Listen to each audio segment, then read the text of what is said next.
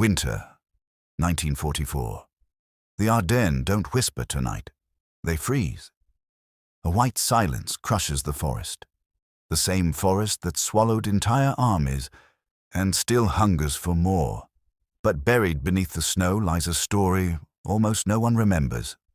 A moment of defiance and mercy in the heart of the Battle of the Bulge. A British officer, surrounded, outnumbered, and unarmed, walking straight into the jaws of the German offensive to save 50 American prisoners of war. This is the forgotten courage they never teach in history class. Before we proceed, please subscribe. It helps us keep these untold wartime stories alive.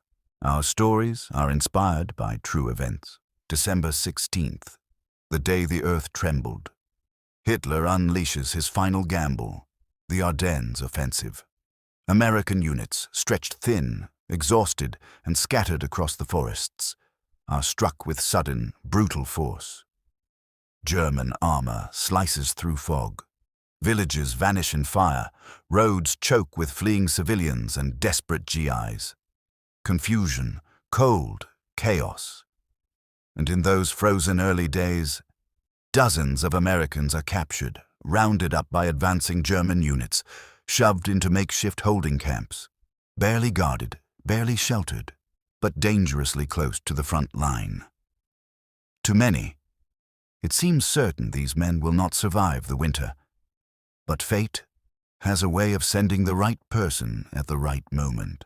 His name was Major Thomas Harrington of the Coldstream Guards, a man forged by Normandy, by the hell of France, by the long, grinding push toward Germany.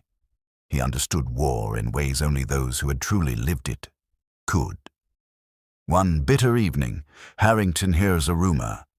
A cluster of American POWs, perhaps 50, being held deep behind enemy lines in a small clearing, housed in ramshackle huts, half frozen, half starved. There are no orders to rescue them. Command is focused entirely on containing the German assault. But Harrington feels a spark, a pull, something deeper than duty. These are our brothers in arms. If we don't act, no one will. It is not ambition that drives him. It is conscience. The mission? Infiltrate enemy territory, at night, in a blizzard, with only a skeletal patrol. Find the POW camp, free the Americans, guide them back through miles of snow and German patrols, without being detected. If they are discovered, the British patrol will be wiped out, and the POWs could be executed. But Harrington does not flinch. He does not hesitate. He simply says, "We move at night, and we move silent." A silence heavier than snow fills the room. Then, quietly, his men nod. The die is cast.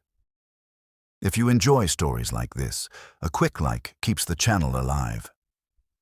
He calls in a small handful of trusted men. Maps unfold. Compasses glint under lamplight.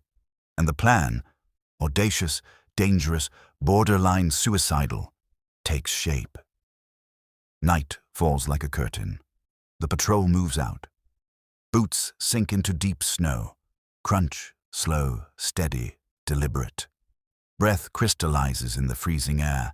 The forest looms, black and skeletal. Somewhere ahead, Germans are moving, laughing, shouting, unaware that hunters creep between the trees.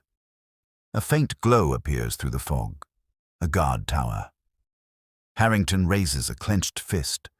The patrol freezes. A single shot. Thup. The sentry collapses silently into the snow. They advance. Minutes stretch into hours. The cold gnaws at bone, at muscle, at resolve. And then, through the shadows, Harrington sees them. Low huts, barbed wire, figures huddled together for warmth. The American POWs, hope, plickers. The British slip into the camp like ghosts. A hut door creaks open. Inside, wide eyes, hollow cheeks, disbelief. Harrington whispers, "We're getting you out." Now, some men cry quietly, others simply stare, unsure if the moment is real or another cruel trick of war. But it is real. Wire cutters snap. Doors open. Hands grasp hands. Soon, 50 Americans stand in the frozen air, shivering not from cold, but from the shock of salvation. Then begins the hardest part, the escape. They move as one, slow, silent. Every branch beneath snow threatens to give them away. One man stumbles, another collapses. Harrington lifts a wounded GI onto his own back, gritting his teeth against the weight. He will not leave a single soldier behind. Not tonight. Not ever. Then, voices. German voices. Close. Too close. Harrington signals sharply. Down. Dozens of men drop to the snow, faces pressed into ice, breath held tight in lungs. Bootsteps crunch. A German patrol walks through the darkness, then stops. Silence. Stretches. A heartbeat. 2. 3.